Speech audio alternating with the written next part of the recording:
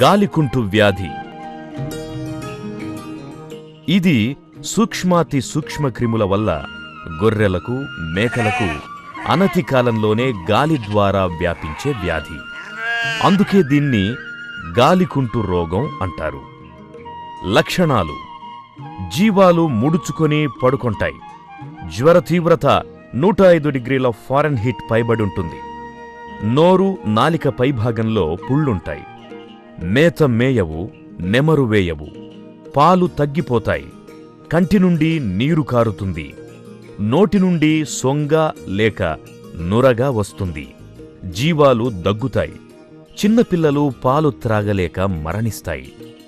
గిట్టల మధ్య ఎర్రబడి లేక మెత్తబడి పుండ్లేర్పడి కుంటుతాయి.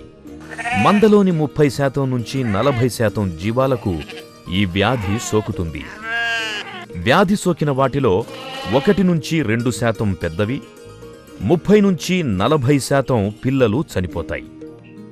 చికిత్స: నోరు, గిట్టల మధ్య 1% పొటాషియం పర్మాంగనేట్ ద్రావకంతో కడిగి బోరిక్ పౌడర్ రుద్దాలి.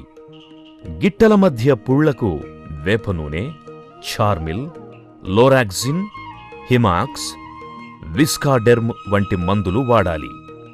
యాంఫిసిలిన్, ట్రైమెథోప్రిమ్, ఫ్యూరాకోల్, టెట్రాసైక్లిన్ వంటి యాంటీబయాటిక్ మందులు 4 నుంచి 5 రోజులివ్వాలి. గడ్డి మేయని వాటికి ఉప్పు, బెల్లం, గ్లూకోజ్ కలిపిన గంజి లేక అంబలి రోజుకు 1 లీటరు చొప్పున 2 సార్లు తాగించాలి.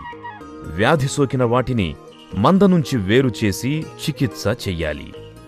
పాకలలో సున్నపు నీరు, బట్టల సోడా 4% ద్రావకం, ఫార్మాలిన్ 1% ద్రావకం, బుటాక్స్, నియోసిడాల్ వంటి క్రిమి సంహారక మందులు 1% ద్రావకంతో పిచికారీ చేసి శుద్ధి చెయ్యాలి.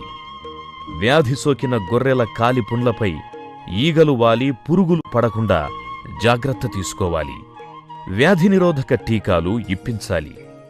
చుట్టుపక్కల గ్రామాల్లో ఈ వ్యాధి వ్యాపించినట్లయితే వెంటనే మందలోని అన్ని గొర్రెలకు మళ్లీ ఒకసారి వ్యాధి నిరోధక టీకాలు వేయించాలి.